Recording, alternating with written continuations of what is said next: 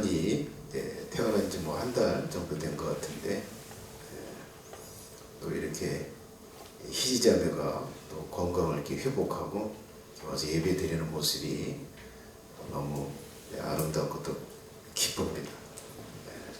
그래요. 축하하고요. 근데 이제 그런 거예요. 우리 이현 또는 모든 아이들, 모든 인간들은 아무것도 모르는 상태에서 삶을 시작해. 엄마가 누군지, 아빠가 누군지, 내가 먹고 있는지 싸고 있는지 아무것도 모르고. 제가 아장아장 이렇게 좀 기고 조금 이렇게 걸을 때 제가 나중에 내가 50살 돼서 그걸 알았어요. 제가 똥통에 빠져서 죽다가 살아난 걸 내가 알았어요. 똥통이 작은 똥통이 아니라 한 2m 정도 되는 그 깊은 똥통에 빠졌다가 내가 죽었다가 살아난 걸 알았어요. 근데 몰라요. 그런 충격적인 일을 당해도 몰라. 여러분 만약에 어떤 아이가 정글에서 태어났어. 거기서 자랐네. 20살, 30살까지 거기서 자랐어. 컴퓨터가 있는지, 로봇이 있는지, 주식이 있는지, 세상에 돈이라고 하는 게 있는지, 돈이 어떻게 돌아가는지 아무것도. 그거 있다고 이야기해 보세요. 안 믿어. 컴퓨터가 있다고 아무리 말하고 설명해도 믿지 않아. 인간이 이런 거. 인간은 무지야. 이 자연계에 이 세상에 대해서도 무지하지만 더 무지한 건 이 영적인 세계에 있는 거에 대해서 볼 수 없고 느끼기는 하는데 볼 수는 없으니까, 또 만질 수 없으니까 알지 못해. 알지. 인간의 진짜 상황은 지금 이 건물 속에 있다. 이게 인간의 진짜 상황이야. 진짜 상황은 하나님 앞에서 이 세상을 창조한 그분 앞에서의 상황. 이게 인간의 진짜 상황. 몰라요. 이런 세계가 있는지도 모르고, 인간이 어떤 상황이 있는지도 모르고, 인간이 장차 어떤 일들을 당하게 될지도 몰라요.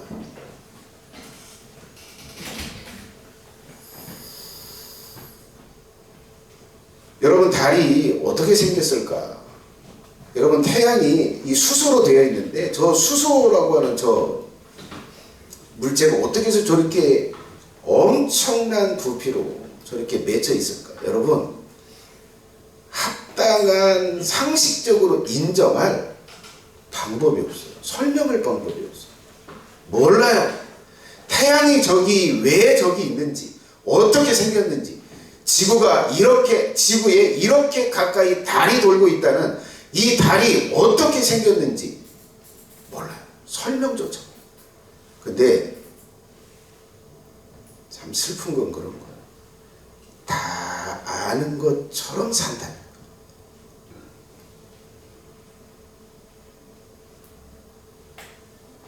내가 지금 어떤 상황에 있고, 내가 장차 어떤 일을 당할 거고, 그리고 내가 어떻게 될 거에 대해서 마치 다 아는 것처럼 평안하게 그렇게 산다는 거예요. 이것이 인간의 어리석음이고 비극이에요. 예를 예수님이 미래에 대해서 예수님이 알려주신다. 야, 너희가 당할 이 전 우주 모든 인간들이 당할, 장차 당할 그 일을 내가 미리 알려줄게. 이건 마땅히 돼야 될 일이야. 반드시 이루어져야 될 일이야. 그 일들을 내가 보여줄게 하면서 자신의 제자를 불러 올려서 하늘의 그 영적인 세계에서 벌어지는 일, 장차 전 우주적인 일들이 어떻게 벌어지는지를 보여주려고 사도 요한을 하늘로 불러 올려서 드라마로 보여줬어요. 환상, 상황으로 보여줬어요. 데려가셨어요. 요한이 지금 본 걸 묘사했어요. 야, 높이 들린 보좌가 하나 있더라. 근데 그 보좌에 앉아 계신 분이 있더라. 그리고 그 보좌 밑에는 마치 그것을 짊어지고 있는 4마리의 생물들이 존재하더라. 그리고 그 주변에는 24명의 장로들이 존재하더라. 그 나라를 다스리는 장관들이 존재하더라. 그리고 수를 헤아릴 수 없는, 끝이 보이지 않는 많은 천사들이 그 보좌를 중심으로 해서 시립해 있더라. 있는 것을 지금 자기가 보았던 것을 지금 묘사해요. 자, 그리고 이제 그 보좌에 앉아 계신 분의 오른손에 두루마리가 들려져 있다라고 하는 것을 보여줬어요. 두루마리 한번 다시 한번 보여주세요. 꼭 저렇게 생겼는지는 모르겠어요. 저 삘건 게 도장이에요, 도장. 열지 말라고 밀봉을 해놓은 거. 너무 중요한 비밀이 들어있고 중대한 일이 기록되어 있어서 아무나 못 열게. 자, 모양은 두루마리 모양으로, 그리고 정체는 이 세상 영계와 자연계의 심판과 구원의 계획이 담겨있는 책이에요. 저것이 하나님의 오른손에 들려 있습니다. 자, 그 계획서의 상태는 그렇게 묘사합니다. 7개의 도장으로 열지 못하도록 밀봉해 두었다는 거예요. 그래서 아무나 그 도장을 뗄 수도 없고, 그 문서를, 책을 열 수도 없고, 그리고 그것을 선포하거나 집행할 수도 없도록 그렇게 되어 있었다는 거예요. 이게 지난주까지 말씀드린 내용을 요약해서 드렸어요. 자, 오늘은 이제 두 번째요. 자, 보좌에 앉아 계신 분의 오른손에 저 두루마리 책이 들려져 있는데, 그것이 밀봉되어 있는데, 자, 어떤 일이 벌어졌냐? 자, 그 상황에서 천사가 이렇게 외치고 있어요. 자, 저 인을 떼기에 합당하고, 그리고 저 책을 펼쳐 보이는 그 존재가 누구냐? 누가 합당하냐? 누가 저것을 감당할 수 있냐? 라고 외치는, 찾는 소리를 요한이 들어요. 2절이 이렇게 말합니다. 또 범에 힘있는 천사가 큰 음성으로 외치기를, 누가 책을 펴며 그 인을 떼기에 합당하냐? 이렇게 외쳐. 자, 누가 책을 펴냐, 그 일을 떼기에 합당하냐라고 하는 이 물음은 다른 게 아니에요. 하나님께서 계획하신 이 심판과 구원을 누가 대신 집행할 거냐? 그 집행자가 누구냐? 누가 여기에 합당한 존재냐라고 묻는 거예요. 찾는 거예요. 그 일이 벌어진 거예요. 자, 이것은 마치 그런 거예요. 여러분, 이제 이 세상을 심판할 때 모든 인간들을 다 멸절할 거예요. 할머니도 죽일 거고, 건장한 군인들도 죽일 거고, 그리고 아이들까지 죽일 거고, 모조리 다 죽일 거고. 이게 심판이에요.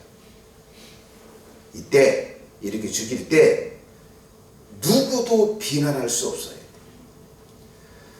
누구도 비난할 수 없는 사람, 누구도 비난할 수 없는 존재가 그를 죽여야 돼요.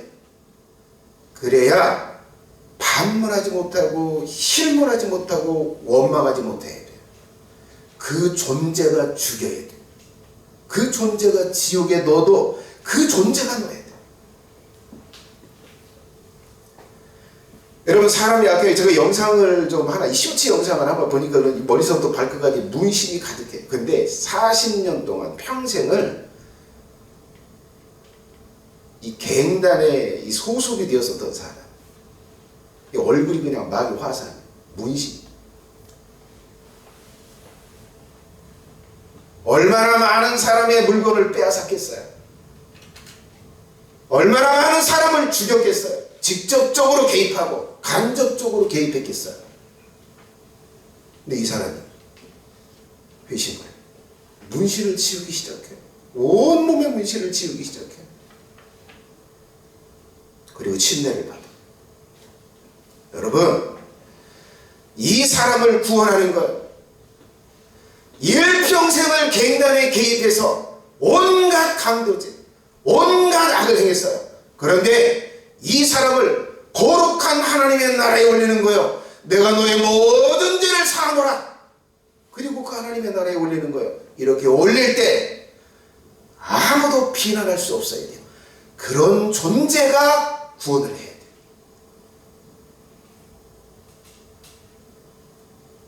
누가 악당하게 했어?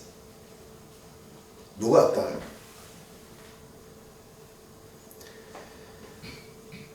자, 여러분, 사람들이 죄에 빠지도록 타락한 천사 사탄이 수많은 사람들에게 악을 행했어요. 여러분, 사탄은 여러분들이 상상할 수 없을 정도로 충격적인 능력과 권세를 가지고 있어요. 사람들은 몰라요. 귀신들이 얼마나 실제적으로 놀라운 능력이 있는지를 몰라요.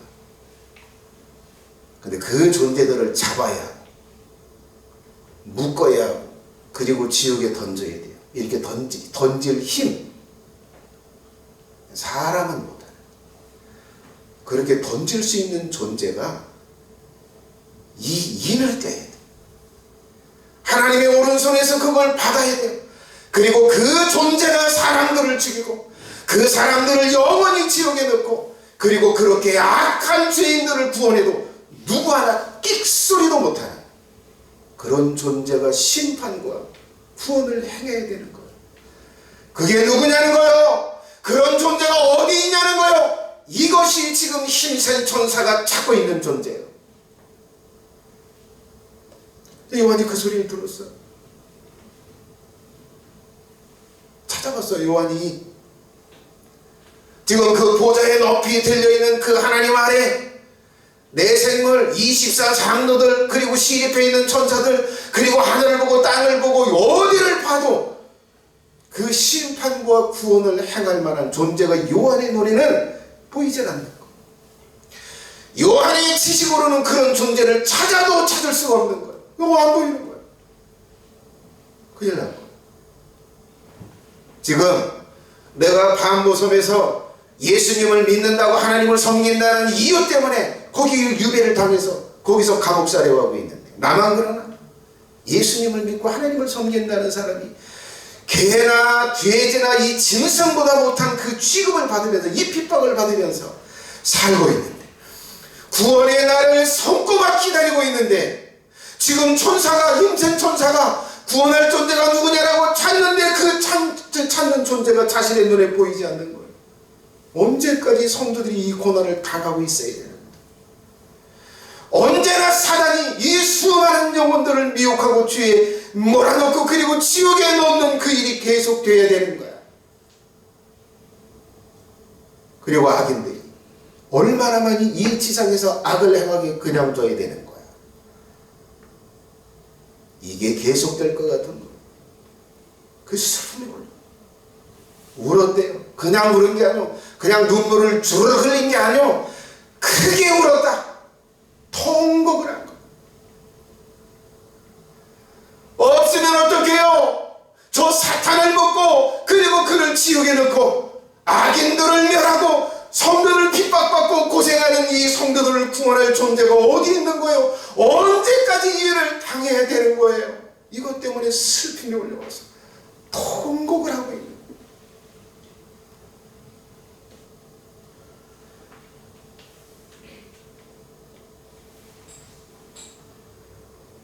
그것을 보고 있는 24장도 중에 한 천사가, 24장도가 요한한테 그 얘기를 하는 거예요.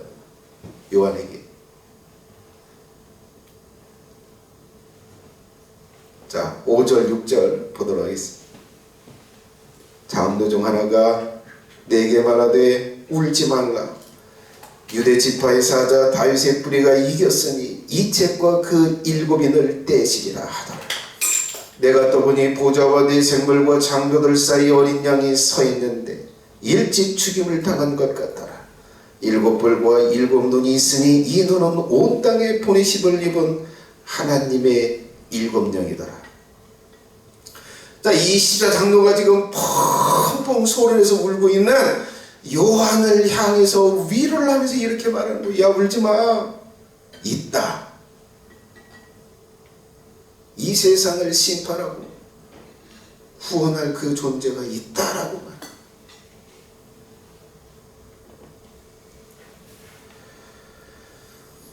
자, 여러분, 그런데 왜 하나님과 천사는 두루마리에 인을 떼고 그 계획을 집행하기에 합당한 자를 찾고 있을까요? 왜 하나님이 이걸 찾고 있을까요? 왜 천사가 그걸 찾고 있을까요? 그냥 까놓고 말하면 그런 거예요. 아니, 하나님이, 저 보좌에 앉아 계신 하나님이 그냥 계획을 세우고, 그리고 그 하나님이 심판을 행하시고 그 하나님이 인간들을 구원하면 되는 거 아니야? 왜 어렵게 힘센 천사를 앞에다 놓고 이 심판과 구원을 행할 합당한 자가 누구냐를 찾는 거야. 하나님이 좀 그러신다면 내 생물 중에 하나를 세워서 그 인을 떼고 그 심판과 구원을 집행하면 될 거 아니야. 왜 내 생물은 못하는 거야?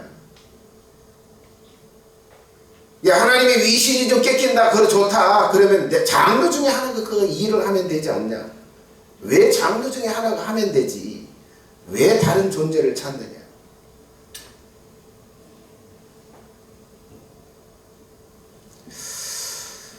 좀 능력이 있으면 되지 않아? 전능한 능력. 전지함과 전능한 능력만 있으면 이 심판과 구원을 좀 행할 수 있는 거 아닌가? 이렇게 할지 모르겠어요.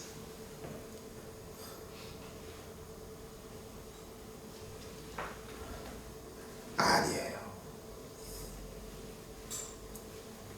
딱 까놓고 이야기하면 성부 하나님도 심판을 행할 수는 있지만 구원은 하실 수가 없어요.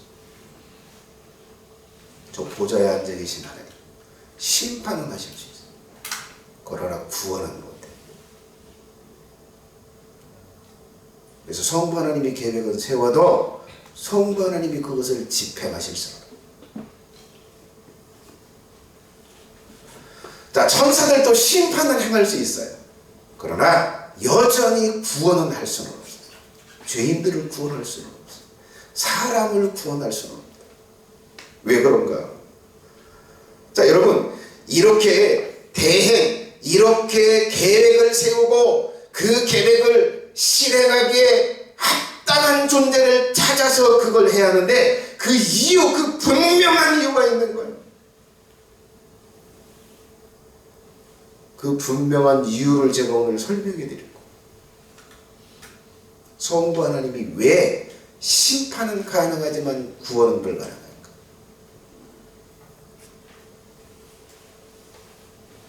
그 절대적 이유가 있습니다. 자, 그것들이 뭐라고 이야기하냐? 여기 장로가, 야, 울지 마라. 그런 존재가 있어. 그런 존재가 어떤 존재인지를 지금 이 장로가 말해줘요. 그것을 통해서 합당한 존재가 누구인지를 알 수 있어요. 이걸 잘 들으셔야 됩니다. 이건 굉장히 신비한 이야기고 놀라운 비밀. 여러분, 이 녹음을 반복해서 들으세요. 수십 번이라도 들으세요. 장로가 이렇게 이야기를 해요. 다시 한번 가볼까요? 자, 유대지파의 사자 다윗의 뿌리가 이겼으니 이 책과 일곱인을 떼시리라. 이렇게 말해요. 첫 번째 조건이 있어요. 첫 번째, 유대지파. 이 유대지파이기 때문에 이 합당한 존재다. 심판과 구원이 합당하다. 근데 유대지파라고 하는 거 무슨 의미가 있을까? 이건 사람이라는 거예요. 유다의 후손, 유다의 자식 중에 나온 사람이 있다. 그가 그 일곱인을 떼쓸 거다. 심판과 구원을 대행할 거야. 집행할 거야. 사람이라는 거예요. 근데 여러분, 왜 천사와 인간을 심판하고 구원하는데 왜 하나님이 아니고 인간이어야 할까요? 왜 인간이 이걸 심판하고 구원할 수 있는 거예요? 왜 사람이어야 할까요?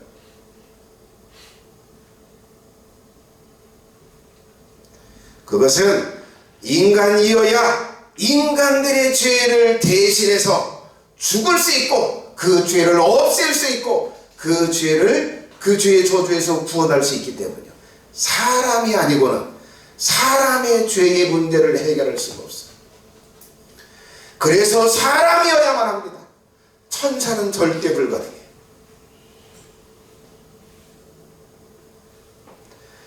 그래서 이 구원을 시작하는 그 여정의 첫 번째가 사람이어야 한다는 거예요. 심판하고 구원하려면 그 자격을 갖추려면 첫 번째가 사람이어야 한다는 거예요. 두 번째, 장로가 이렇게 이야기를 합니다. 자, 장로는 여기서 이렇게 말해요. 유대 지파의 사자 그가 7인을 떼실 거다 이렇게 이야기해요. 사자라고 표현해요. 여러분, 사자는 이 보냄을 받았다는 게 아니에요. 하는 사자를 말하는 거예요. 유대 지파의 사자. 이건 이 말은 유대 지파 중에서 나온 왕, 유대 지파 중에서 세워진 왕이기 때문에 이 7인을 떼기에 합당하다라고 이야기해요. 자, 여기 사자는 짐승인 사자를 의미하는 단어인데 하나님은 왕을 상징할 때 짐승들 중에서 호랑이를 상징으로 쓰지 않았어요. 사자를 상징으로 썼어요. 자, 이렇게 말해요. 창세기 49장 9절에 이렇게 하면 유다는 사자 새끼로다. 내 아들아 너는 움킨 것을 찢고 올라갔도다. 그의 엎드리고 웅크림이 수사자 같고 암사자 같으니 누가 그를 범할 수 있으랴. 홀이 유다를 떠나지 아니하며 치자의 지팡이가 그 발 사이에서 떠나지 아니하기로 실로가 오시기까지 미치리니 그에게 모든 백성이 복종하리로다. 자, 여기 보면 하나님은 유다를 사자 새끼로 비유하고 있어요. 그런데 여기 보면 사자 새끼 같은 유다에게 왕의 홀, 왕의 지팡이가 유다의 족속을 떠나지 않을 거다. 치리자의 막대기, 치리자의 지팡이. 자, 눈 뜨고 여기 보세요. 졸리면 가서 서서 들으세요. 어디까지 얘기했어? 네, 지팡이. 치리자의 지팡이. 왕권이죠, 왕.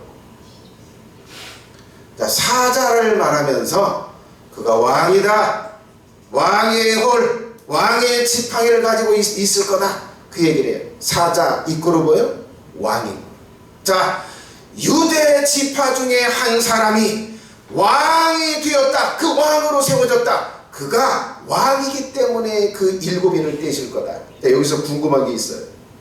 아니, 왜 천사를 심판하고 인간들을 심판하고 구원하는데 왕이어야 돼? 왜 왕이어야 하나님의 그 심판의 구원의 그걸 집행할 수 있는 거예요? 자, 그 이유는 인간을 대표하는 왕이 있어야 인간의 죄를 속하는 일을 할 수 있어요. 인간의 죄를 없앨 수 있는 일을 할 수 있다. 왕이어야, 대표이어야 해요. 자, 그리고 인간들을 대표하는 왕이 있어야 다시 하나님과 새 계약을 맺을 수 있어요. 그리고 인간을 다스릴 수 있는 자격을 얻어야 그들을 징벌에 합당한 권리를 얻을 수 있어요. 왕이어야 다른 사람을 죽일 자격이 주어집니다. 그리고 마지막, 인간을 다스릴 자격이 있어야 인간들에게 보상도 주고 그리고 형벌도 줄 수 있는 합당한 자격을 얻기 때문에 그래. 그래서 누구여야 돼요? 인간을 대표하는 왕이어야 해요. 그래야 저 하나님의 심판과 구원의 그 계획을 집행할 수가 있는 거예요.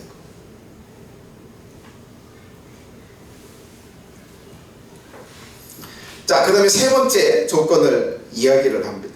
장로는 여기서 다윗의 뿌리라고 말하고 있어요. 자, 이거 다윗의 뿌리라고 하는 건 뭐냐? 다윗의 후손이라고 말하는 게 아니에요.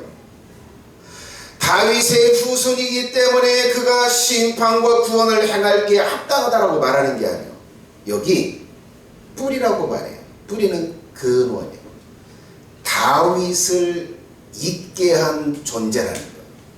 다르게 표현하면 다윗이라고 하는 존재를 창조한 존재라는 거예요. 창조한 분이 있다. 그분이 하나님의 심판과 구원을 집행할 거야라고 말하고 있는 거예요. 자, 여기는 신성을 말합니다. 창조할 수 있는 신성, 전능한 창조의 능력, 이것을 가졌기 때문에 하나님의 심판을 집행하기에 합당하다라고 말하고 있는 거예요. 자, 그런데 여러분, 왜 천사가 인간들을 심판하고 구원하는데 신적인 능력이 필요할까? 권세가 필요할까? 그건 천사장이었던 사탄을 잡으려면 전능한 능력, 그를 능가하는 능력이 있어야 돼요. 자, 그리고 이 자연계에 인간들이 살고 있어요. 뭐 바다 위에도 살고, 뭐 바다 속에도 살고, 산 위에도 살고, 굴 파고 들어가도 살고, 이거 살고 있어요. 자, 이렇게 자연계에 숨어서 섞여서 있는 그 인간들을 어떻게 해요? 찾아서 죽이고, 그리고 그렇게 하려면 뭐예요? 나 같은 이 무식하고 무능한 능력은 절대 그 일을 해갈 수가 없어요. 신적인 능력이 있어야만 잡아서 죽일 수 있어. 천사는, 그리고 인간들, 그리고 모든 인간들. 그래서 신적인 능력이 필요해요. 자, 그리고 사람들만 잡아서 죽이는 게 아니에요. 모든 자연계를 없애요. 다 뒤집어야 돼요. 별이 끝이 없다고 그래요. 별이 존재하는 세계를 측량할 수가 없대요. 950억 광년을 가도 그 벽에 별이 있다는 거예요. 자연계가 이렇게 넓어요. 이것을 어떻게 해요? 다 없애요. 인간이 할 수 없어요. 누구만 할 수 있어요? 신적인 능력을 가진 존재만 할 수 있어요. 자, 그리고 성도들이 있어요. 교인들이 있어요. 하나님을 섬긴다고, 예수님을 주로 고백하고 하나님을 섬긴다고 하는 사람들이 있어요. 그런데 거기에 누가 섞여 있어요? 쭉정이들이 섞여 있어요.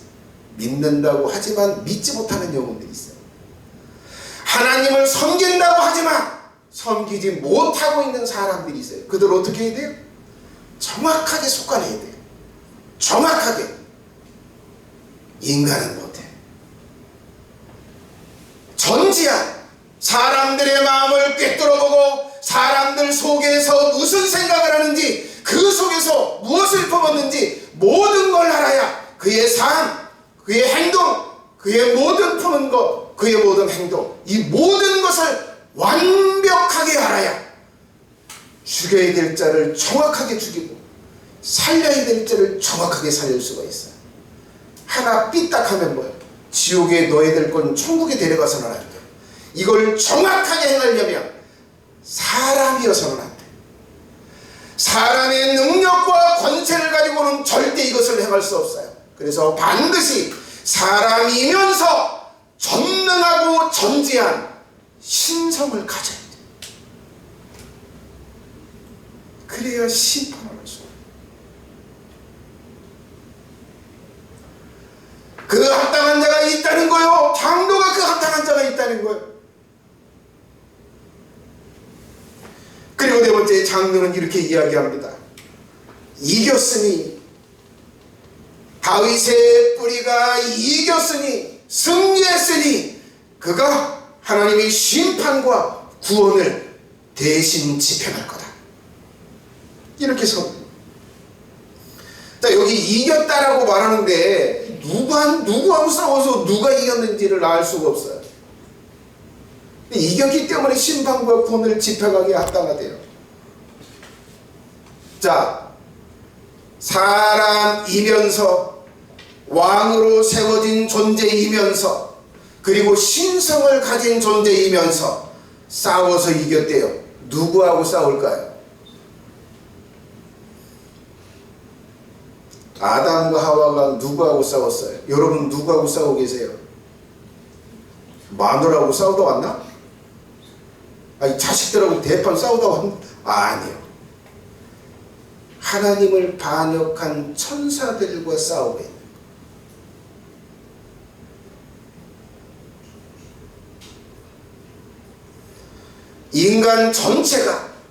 인간 전체가 싸우고 있는 유일한 대상, 그는 타락한 사탄, 그리고 그에게 속한 타락한 천사들과 싸우고 있는 거예요. 자, 여러분, 그 타락한 천사들과 싸우는 방식은 지금 이 육신의 생명을 놓고 뭐 죽이냐 살리냐 이 싸움을 하고 있는 게 아니에요. 타락한 천사들과 사탄과 싸우고 있는 건 이 싸우는 방식이 아니에요. 무엇을 놓고 싸울까요? 하나님의 법을 지킬지 어길지 이걸 놓고 싸우는 겁니다.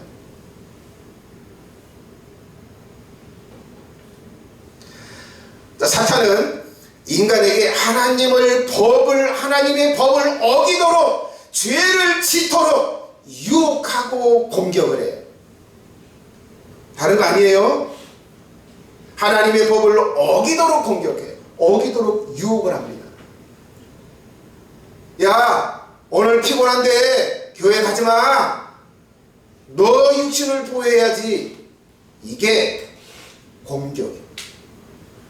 그럴까? 가지 말까? 하면 뭐 하신 거예요? 패하신 거예요. 진 겁니다. 그럼 승리한 건 뭘까요? 사탄과 싸워서 승리한 게 뭐예요?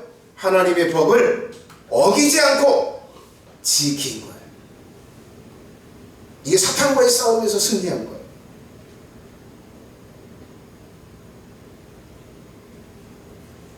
자, 그래서 이 사탄과 사람이 싸우는 그 싸우는 영역은 그런 거예요. 지식과 지혜의 영역에서 싸우는 거예요. 그리고 마음의 영역, 이 의지의 영역에서의 싸움인 거예요. 내가 의지를 하나님의 법을 지키려고 하는 의지를 갖는 거냐, 그 의지를 내려놓는 거냐. 이 영역에서의 싸움이에요.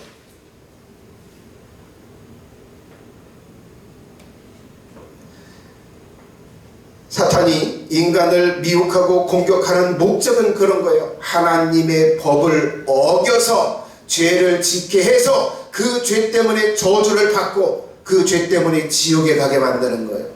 이것이 싸우는 목적이고 목표요, 목표.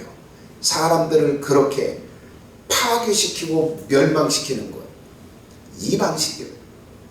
때려 죽이는 게 아니에요. 목 잘라서 죽이는 게 아닙니다. 하나님의 법을 어기게 하는 거예요. 자, 그래서 사탄의 공격에서 승리한 상태는 어떤 상태예요? 의로운 하나님의 법을 꿋꿋하게 지키고 있는 거예요. 이게 승리하고 있는 겁니다. 자, 그런데 여러분, 하와가 첫 전투를 치렀어요.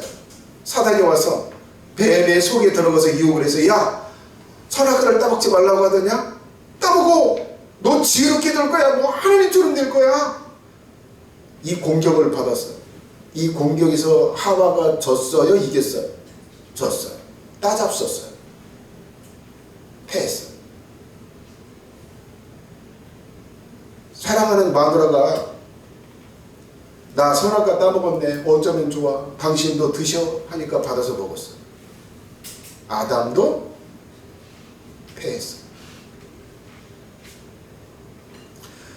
하와도 패하고 아담도 패하고 그 나머지 모든 인간들은 승리를 했을까요? 아니요.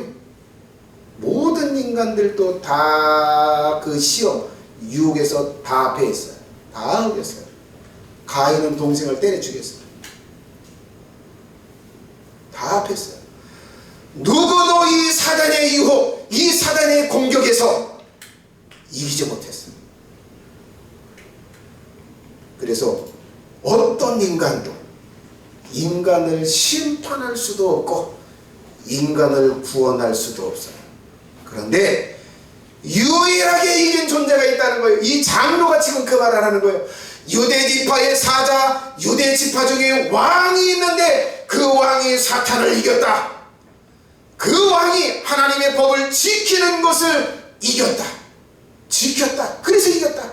사탄의 그 강력한 유혹, 그 강력한 괴율, 그 모든 시험에서도 하나님의 법을 지키는 그것을 해냈다. 이겼다. 그래서 사탄을 멸할 수 있고 죄인들을 죽일 수 있고 사람들을 구원할 수 있는 합당한 자격을 얻었다.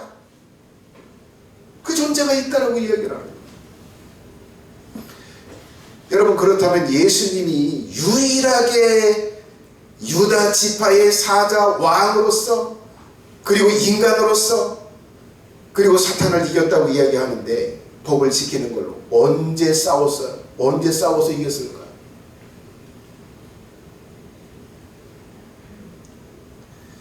예수님이 요한에게 침례를 받으셨어요. 그리고 성령이 그를 끌어다가 광야에다 뒀어요. 광야에다 두고 40일을 어떤 것도 못 먹게 했어요. 낮이고 밤이고 물까지도 못 마시게 했어요. 여러분, 10일이 딱 지나면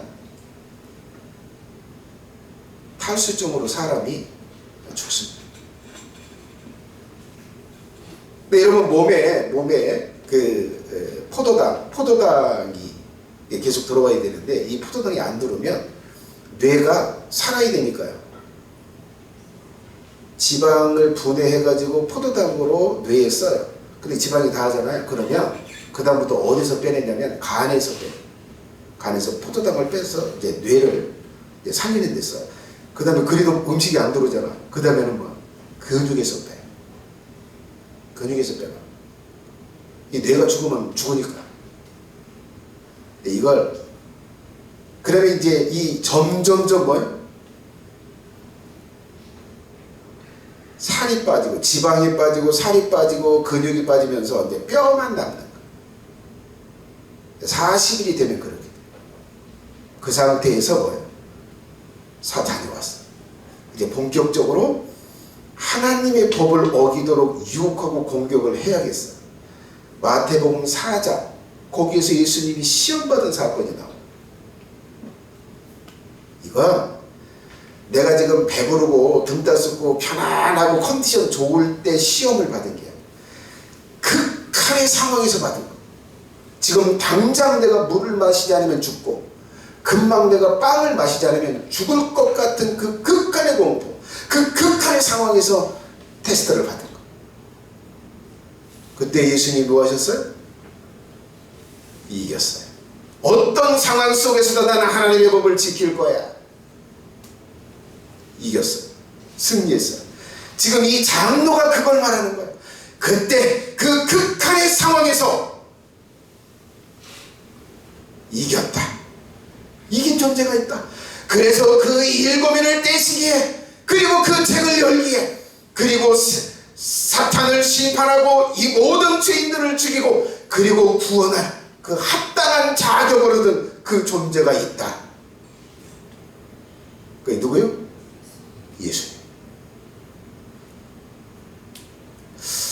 여러분들, 사람들이 그렇게 생각해요. 맨 마지막 시험 있잖아요. 야, 천하 만국의 영광을 딱 보여주면서 사탄이 내게 경배해라, 나한테 절 딱 한 번 하면 이 모든 걸 다 주겠다고 유혹을 해요. 여러분, 사실 예수님이 그걸 얻으려고 인간으로 태어나신 거예요. 왕이 되신 거예요. 지금 사탄이 굉장히 쉬운 길을 이야기하는 거예요. 절 까딱하면 그걸 준다는 거예요. 근데 예수님이 이걸 거절해요. 이 거절하면 굉장히 쉬울 것 같잖아요. 근데 예수님은 얻을 거예요. 온 인류를 얻을 거예요. 근데 그 과정이 뭐예요? 죽어야 하는 거예요. 십자가의 죽음이 아니야. 난 너에게 경배해서 이걸 얻지 않고 나는 인간들을 대신해서 죽고 난 다음에 이걸 얻을 거야. 이건 목숨을 건 선택. 죽음을 선택. 이건 몰라서 이게 쉬운 건 줄 알아요. 여러분, 그 싸움을 이겨서 승리합니다. 예수님은 죽겠다는 거야. 난 죽을 거야. 내게 십자가가 주어질 거야. 그리고 그 십자가의 모든 수치와 그리고 그 십자가의 모든 고통을 당하면서 죽을 거야. 그리고 네가 지금 제안하는 거, 그때 그걸 받을 거야. 이렇게 얘기했어요. 그래서 이렇게 이야기합니다. 누가복음 4장에서는 마귀가 모든 시험을 다한 후에 얼마 동안 떠나니라. 사탄이 모든 시험을 예수님께 다 했어요. 이제 더할 시험이 없어요. 여러분, 이 큰 시험, 죽음의 극한의 상황에서 테스트를 통과했다면 이제 배부르고 등 따서 이런 고통이 없어. 그때의 유혹은 너무 쉽게 이길 수 있는. 그래서 여기서 결정이 나는 거야. 광야 40일 금식한 후에 예수님이 사탄의 유혹에서 이겼냐 졌냐가 거기에서 그냥 쇼부 결정이 난 거예요. 예수님은 그때 승리하셨어요. 그래서 뭐 하신 거예요?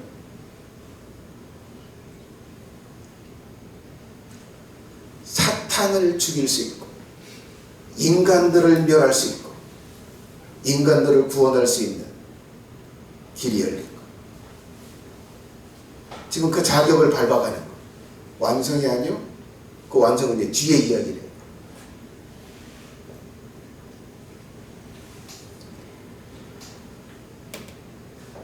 자, 이 이야기를 들었어요. 있다. 요한아, 울지 마라. 하나님이 저 심판과 인간을 구원할 그 합당한 존재가 있다 라고 선언하면서 그 조건을 딱 이야기했어요. 그리고 찾아보니까 있는 거야. 보자.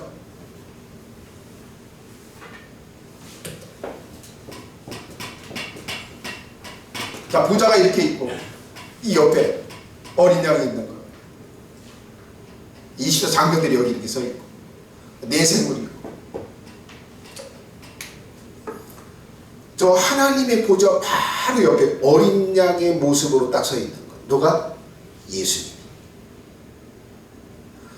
자, 이제 장로가 울지 말라고 하는 위로를 듣고 그 조건을 합당하게 충족했다는 이야기를 딱 듣고 그 다음에 보니까 어린 양의 눈이 들어오는 거예요. 이때 어린 양의 모습으로 하나님 보좌 우편에 서 계신 예수님이 눈이 들어오는 거예요. 이렇게 묘사하고 있어요. 6절에 내가 또 보니 보좌와 내 생물과 장도들 사이에 어린 양이 섰는데 일찍 죽임을 당한 것 같더라. 7뿔과 7눈이 있으니 이 너는 온 땅에 보내심을 입은 하나님의 7영이더라. 온풍이 좀 꺼주세요. 자, 여기 보면 세 가지를 이야기해요. 세 가지. 자, 이게 지금 이제 장로가 조건을 충족했다고 조건이 합당하다라고 이야기를 했는데 이제 요한이 예수님의 모습을 보니까 이제 합당한 모습이 세 개인가 더 이제 추가적으로 이제 보이는 거예요. 그걸 묘사하고 있어요. 첫 번째, 이런 모습으로 서 있는 거예요. 어린 양이 서 있는데 죽임을 당한 것 같더라. 자, 여러분, 어린 양의 모습으로 예수님이 서 있는데 상처가 없는 게 아니라 심각한 상처를 입고 죽었다가 살아난 것처럼 죽었던 것처럼 모습을 하고 거기 서 계신 거예요. 하나님 보좌 우편에. 자, 이것은 무엇을 의미하냐? 이것은 인간으로서 죄를 대속하는 제사를 이미 드린 모습이라는 거예요. 이게 뭔 얘기야? 자, 여기 죽임을 당한 모습으로 있다라고 이야기하는 그런 거예요. 이미 대속의 제사를 드리고 거기 서 있는 거예요. 자, 그런데 왜 천사와 인간들을 심판하고 구원하는데 대속적인 죽음이 왜 필요한가? 왜 지금 예수님이 뻘쭘하게 어린 양의 모습으로 지금 거기 서 계실까?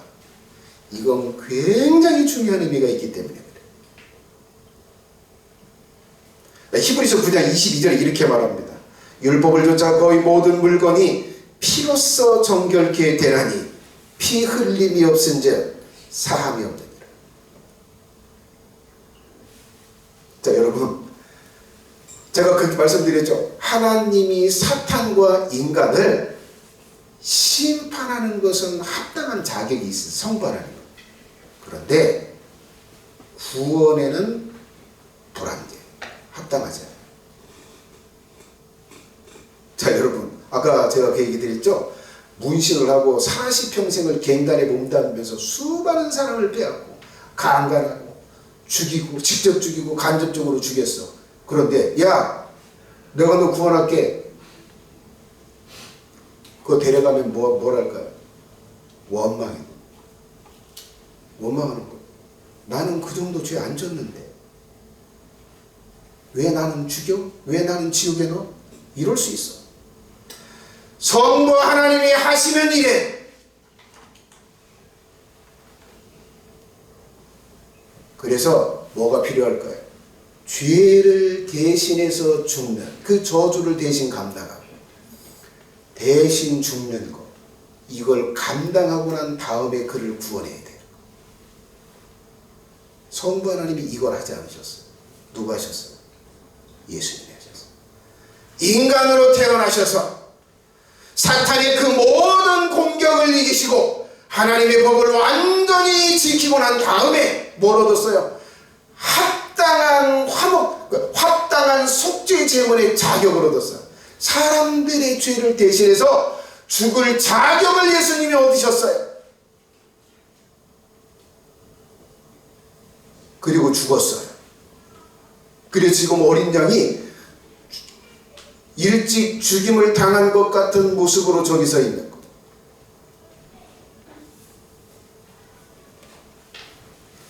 자, 그래서 예수님은 뭐요? 십자가에 못 박혀 죽으심으로 죄인들, 그 강도의 짓을 하고 수많은 죄를 지었던 그 사람들을 대신해서 죽어서 그 모든 저주를 다 갚았기 때문에 이제 사람들을 뭐 할 수 있어요?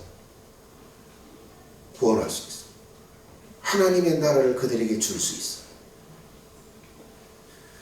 그래서 지금 어린 양의 모습으로 거기 서 있고 멀쩡한 모습이 아닌 이미 죽었다가 살아난 것 같은 모습으로 거기 계신 거예요.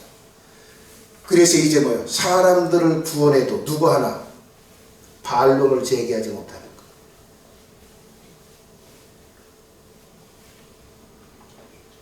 두 번째.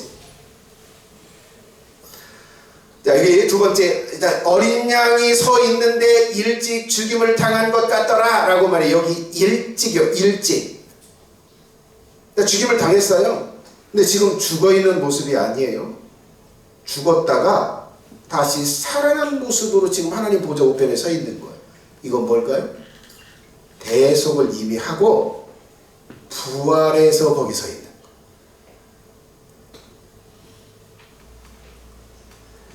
자, 여러분. 자, 인간을 대신해서, 자, 인간들을 구원하려면 사람이 되어야 돼요. 모든 율법을 다 지켜야 하고, 사탄의 유혹을 이기고 지켜야 하고, 그리고 뭐요? 이렇게 의로운 제물인데 사람들을 대신해서 죽어야 돼요. 자, 여기서 죽고 그냥 육신이 죽어서 썩어서 그래버리면 우리의 죄는 사했어도 하나님의 나라에 들어갈 수는 없게. 들어갈 수는 없어요. 자, 다시 하나님에 들어가려면, 하나님의 나라에 합당한 자격을 얻으려면 뭘 해야 될까요? 새 계약을 맺어요. 여러분, 예수님이 십자가에 못 박혀 죽으신 것은 선악과를 따먹지 말라고 하는 그것을 어겼기 때문에 당한 일이고, 이제 하나님의 나라에 들어가려면 뭘 해야 돼요? 다시 계약을 맺어야 돼요. 죄 짓지 않겠다는 계약, 하나님의 뜻대로 살겠다는 약속, 맹세, 그걸 해야 되는 거예요. 그걸 하려면 뭐 해야 될까요? 대표가 있어야 되잖아. 사람들을 대표하는 왕, 사람들을 대표해서 하나님과 새 계약을 맺어야죠. 그러려면 뭘 해야 돼요? 죽어서 절대 다시 살아나야 돼요. 그래서 예수님이 손에 못자국 난 모습으로, 옆구리에 창자국 난 모습으로 그대로 부활하신 거예요. 이렇게 부활해야 사람들을 대신해서 하나님과 계약을 맺고, 그리고 그 계약을 맺고 하나님의 나라에 합당하게 죄인들이 들어갈 수 있는 거예요. 그래서 예수님과 계약을 거부했던 사람들은 지옥에 가도 원망을 못해. 원망을 할 수가 없어요. 원망을 해도 의미가 없어요. 너희들에게 기회를 주지 않았느냐? 새 계약을 맺을 기회 줬잖아. 너희들이 옛 율법 선악과를 따먹지 말라고 하는 그것을 범했어. 그리고 너희들이 살면서 사단의 충동으로 죄를 짓고 살았어. 근데 그 죄 용서받을 수 있는 기회를 줬잖아. 그리고 하나님과 다시 계약을 맺을 수 있는 기회를 줬잖아. 그런데 너희들이 거부했잖아. 지옥에 가라. 어떤 원망도 할 수 없어. 그래서 예수님이 심판하고 구원하는데 합당한 자격을 갖춘 거예요. 세 번째, 이건 반복되는 내용인데, 세 번째 이렇게 이야기를 해요. 어린 양이 섰는데 7뿔과 7눈이 있다. 이건 쉽게 말하면 신성을 말하는 거. 아까 다윗의 뿔이 이거나 어린 양이 7뿔과 7눈이 있다라고 하는 건 똑같은 말이에요. 7뿔이 있다. 뿔이 7개래요. 여러분, 뿔은 무엇을 상징하는 걸까요? 이건 상징하는 거예요. 능력을 상징하는 거예요. 그럼 이 7은 무엇을 말할까요? 완전한 충만함을 상징하는 거예요. 그러면 능력이 완전하다, 능력이 충만하다는 건 뭘까요? 신성을 가진 존재, 모든 걸 가능한 완전한 능력, 전지한 능력이 있다는 걸 상징적으로 7뿔의 모습으로 서 있는, 기괴한 모습이 아니고. 자, 그 다음에 7눈이 있대요. 이거 아이와 이 눈이 있다는 거예요. 이 눈이 7개라는 거예요. 여러분, 눈은 뭐예요? 지식을 말하는 거예요. 봐야 알죠. 여기는 아는 거예요. 아는데 7개가, 눈이 7개래요. 그건 뭐예요? 완전한 눈, 완전한 지식, 완전한 지혜를 상징하려고 7개의 눈을 하는 거예요. 여기 추가적으로 설명하잖아요. 자, 7눈이 뭐냐? 이렇게 말하면서 온 세상에 보내진 하나님의 7령, 성령을 말해요. 여러분, 예수님이 성령을 소유한 존재, 성령을 소유해서 사람들의 폐부, 사람들의 생각, 사람들의 영혼 속에 파고 들어가서 그들의 내면에 사는 생각, 감정, 품은 것, 모든 걸 다 아세요. 온 우주에 충만해요. 예수님이 다 계신 거예요. 다 보고 있는 거예요. 그래서 모든 걸 다 아세요. 전지함. 그래서 이 전지함이 있기에 사람들이 쭉적인지 믿음이 있는지 없는지, 하나님을 진실로 섬기는지 외식으로 섬기는지, 돈 때문에 하나님을 섬기는지, 구원을 위해서 섬기는지, 억지로 왔는지 차원에서 왔는지, 예수님은 여러분 안에 계시기에, 성령으로 계시기에 정확하게 한다. 그래서 정확하게 딱딱딱 집어서 지옥에 넣고 천국에 들어가. 지옥에 갈 사람이 천국에 들어가는 일은 절대 일어나지 않아. 천국에 들어갈 사람이 지옥에 들어가는 일 없고, 지옥에 들어가야 될 사람이 천국에 들어가는 일은 절대 존재하지 않는다. 그래서 뭐예요? 완전한 심판과 구원에 집행하는 자격.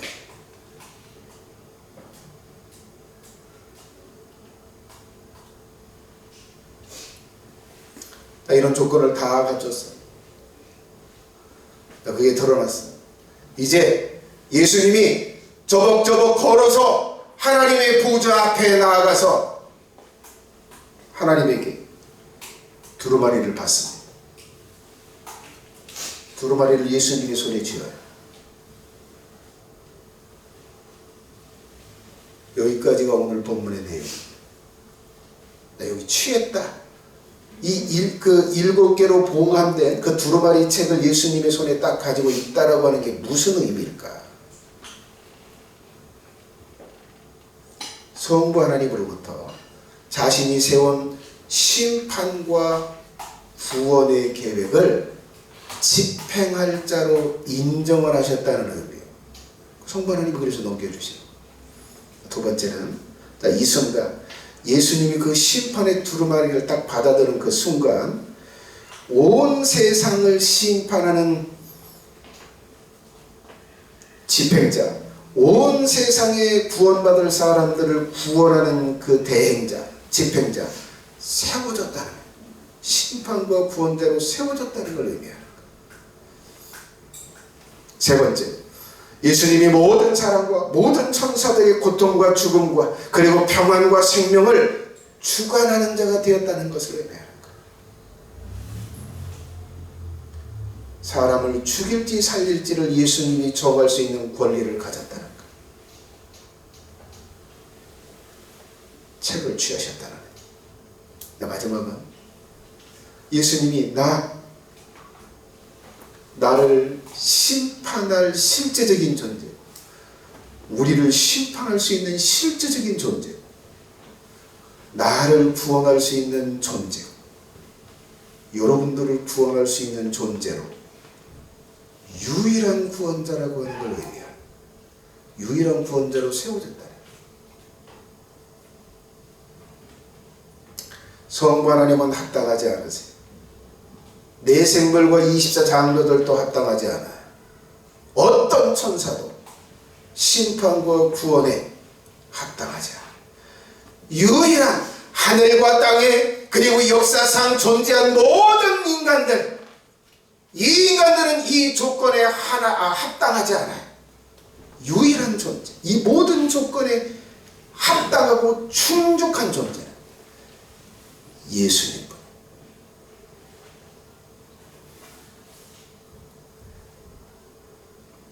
취하실 텐데 믿어라. 여러분, 예수님이 온 세상을 심판할 분과 구원할 분으로 세워졌다는 것을 믿으시기 바랍니다. 나를 죽일지 살릴지를 결정하는 그 존재로 세워졌다는 것을 믿을 수 있기를 바랍니다.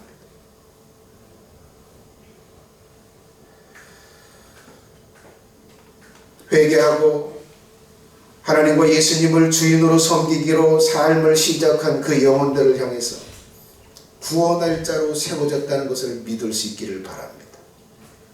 사람들은 믿지 못해요. 많이 믿지 못합니다. 이것을 진실하게 믿는 사람들을 찾기가 어려워요. 몰라. 이 세상도 모르고 영적인 세계도 모르고 하늘에서 벌어지는 일도 모르고 자기가 어떤 상황이 있는지도 모르고 어떻게 자기가 구원을 받는지도 모르고 누가 구원자로 세워졌는지도 몰라. 믿지 못해. 그래서 이 구원의 기회를 날려요.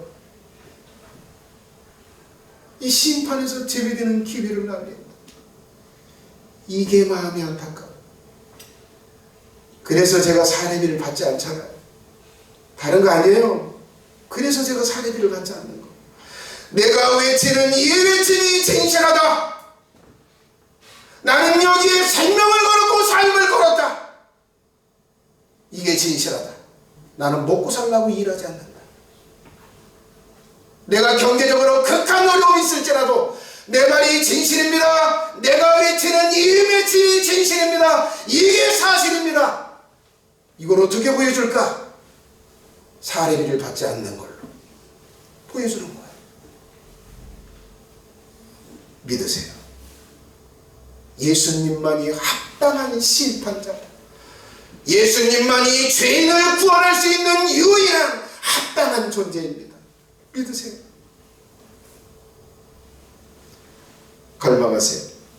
구원받고 싶다. 내가 그렇게 많은 죄를 졌지만 누구한테 내가 죄 지은 걸 말할 수 없을 정도로 부끄럽게 삶을 살았지만 예수님이 내게 주신 그 기회를 내가 붙잡고 싶다. 갈망하세요. 여러분이 구원을 갈망하세요. 집을 사는 것보다 이걸 더 갈망하고 좋은 직장을 얻는 것보다 이것을 더 갈망하고 건강하게 사는 것보다 이걸 더 갈망하세요. 그게 지혜예요.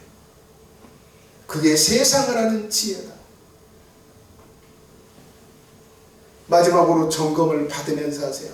목사님, 내가 이렇게 살아도 예수님이 나를 구원하실까요? 목사님, 내가 이렇게 이런 행동을 하고 있어도 이 방식으로 내가 삶을 살아도 예수님이 나를 구원자로 평가하실까요? 예수님 오실 때 나를 부활시켜서 하나님 나라 데려가실까요? 아니면 나를 모른다고 버리실까요? 목사님은 좀 나보다 더 잘 알잖아요. 점검을 받으세요. 제발 점검을 받으면서 하세요. 여러분을 위해서. 나는 일이 많아져서 귀찮아. 그러나 여러분들의 영혼을 걱정하며 기쁘게 그걸 해줄 수 있어. 물어서 하세요. 제발 듣고 스스로 판단해서 하지 마세요. 그 일을 위해서 저를 세우시고 그 일을 하고 싶은 열정으로 내가 여기 서 있어.